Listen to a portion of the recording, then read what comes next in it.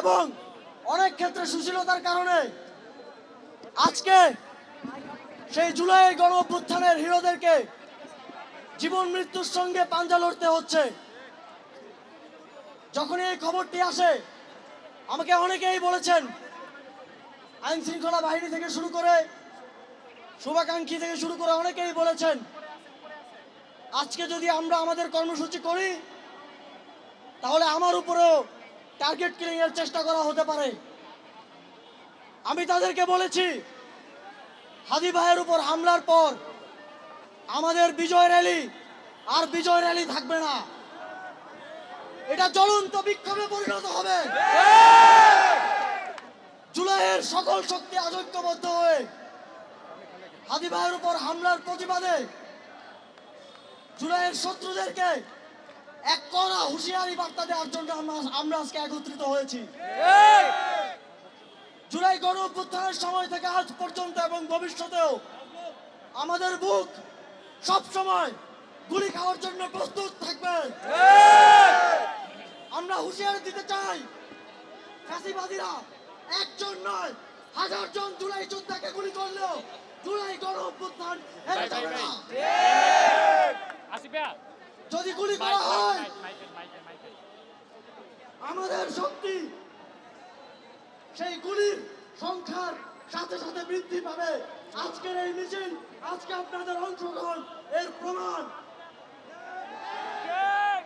আমরা দ্ব্যর্থহীন কণ্ঠে বলতে চাই, যদি হাদি ভাইয়ের কিছু হয়, এবং পরবর্তীতেও আমরা শুনতে পারছি আওয়ামী লীগ বিভিন্নভাবে টার্গেট কিলিং করে দেশকে অস্থিতিশীল করার, নির্বাচন প্রক্রিয়াকে বাধাগ্রস্ত করার এবং জুলাই গণ অভ্যুত্থানকে ব্যর্থ প্রমাণ করার ষড়যন্ত্র করে যাচ্ছে।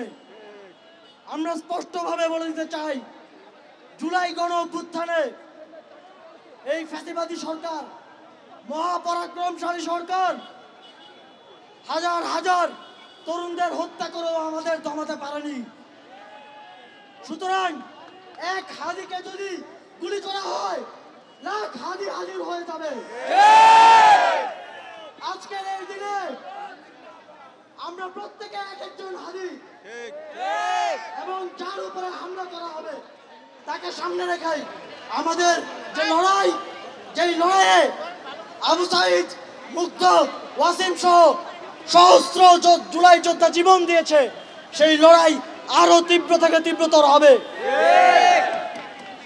আমি অন্তর্বর্তীকালীন সরকারকে আহ্বান জানাবো এবং একই সাথে নির্বাচন কমিশনকে আহ্বান জানাবো, এই নির্বাচনকে সুষ্ঠুভাবে সম্পন্ন করতে হলে আপনারা আওয়ামী লীগের ফ্যাসিবাদের দোসর যারা জামিন পেয়ে আছে, যাদের হাতে অস্ত্র, অর্থ কোনো কিছুর অভাব নেই, যাদের পার্শ্ববর্তী পরাশক্তির সহযোগিতা আছে, তাদেরকে 14 শিখের বাইরে রেখে কোনো সুষ্ঠু নির্বাচন সম্ভব না।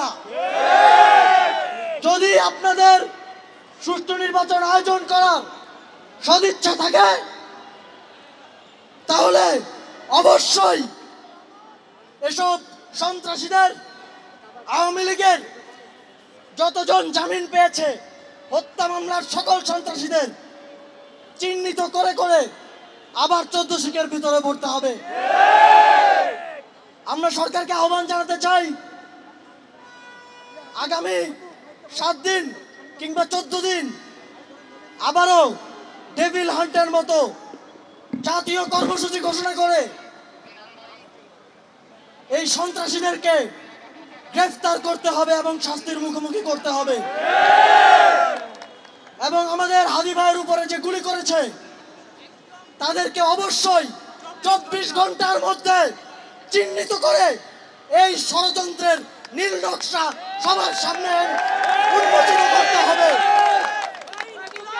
যদি আপনারা এটা করতে সফল না হন তাহলে আমরা মনে করব এই নির্বাচন আয়োজনের কোনো সক্ষমতা এই সরকারের এবং এই নির্বাচন কমিশনের নেই।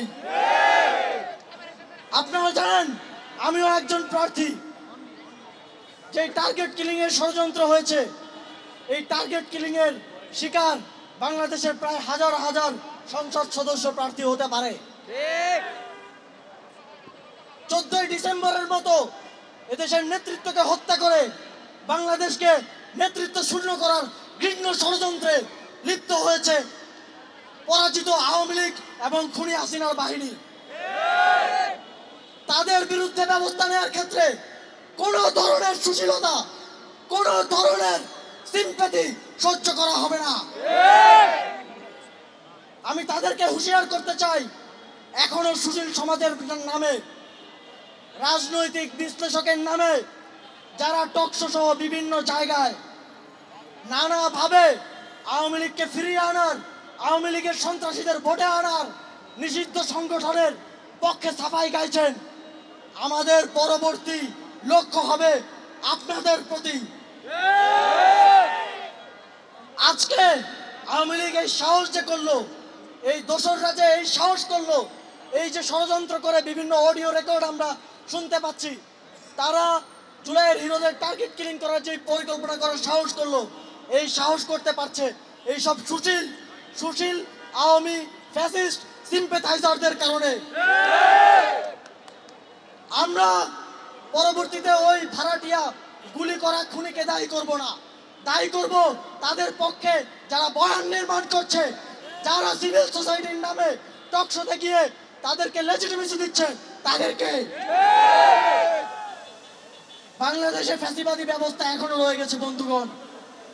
সিভিল সোসাইটির নামে, পত্রিকার নামে, মিডিয়ার নামে আওয়ামী লীগের উচ্ছিষ্টভোগীরা এখনো রয়ে গেছে। তাদের থেকে সাহস পেয়ে বারবার আওয়ামী লীগ ফিরে আসার চেষ্টা করে। আমরা বলতে চাই, যতদিন একজন জুলাই যোদ্ধার, একজন 24-এর সৈনিকের এক ফোঁটা রক্ত পর্যন্ত বাকি থাকবে, ততদিন পর্যন্ত বাংলাদেশে আওয়ামী লীগ কোন রূপে ফিরতে পারবে না। শুধু হাদিকে না, আমাকে সহ যদি বাংলাদেশের জুলাই গণঅভ্যুত্থানের সকল নেতৃত্বকে নিশ্চিহ্ন করে দেওয়া হয়, আমরা 24-এ 6 বছরের শিশু থেকে শুরু করে সম্পূর্ণ তরুণ প্রজন্মকে এমন একটি উদ্বেলতার ভিতর দিয়ে তারা গিয়েছে, এমন একটি আন্দোলনের ভিতর দিয়ে তারা গিয়েছে, তারা প্রত্যেকে হাদি আসিফে পরিণত হবে। আপনাদের সকলকে আজকের এই প্রোগ্রামে উপস্থিত হওয়ার জন্য এবং দীর্ঘ সময় কষ্ট করে মিছিলে অংশগ্রহণ করার জন্য ধন্যবাদ জানাতে চাই। আমি অত্র আসনের সকল জনগণের প্রতি আহ্বান জানাতে চাই, আপনারা এই ধরনের যে কোনো ষড়যন্ত্র রুখে দেওয়ার জন্য সবসময় প্রস্তুত থাকবেন এবং সেক্ষেত্রে সবসময় আমাকে আপনাদের সাথে পাবেন। আজকে আমি শেষ করতে চাই এই বলে যে আমাদের জুলাইয়ের যোদ্ধা, জুলাই গণঅভ্যুত্থানকে বাঁচিয়ে রাখার জন্য যিনি কাজ করে যাচ্ছিলেন, ঢাকা ৮ আসনের স্বতন্ত্র পদপ্রার্থী ওসমান হাদির সুস্বাস্থ্য কামনা করছি এবং তিনি যেন চিকিৎসা নিয়ে আবার আমাদের মাঝে ফিরে আসতে পারেন, আবার মিছিলে, আবার স্লোগানে আমাদের সাথে তালে তাল মিলাতে পারেন। সেজন্য আপনারা সকলে হাদির জন্য দোয়া করবেন।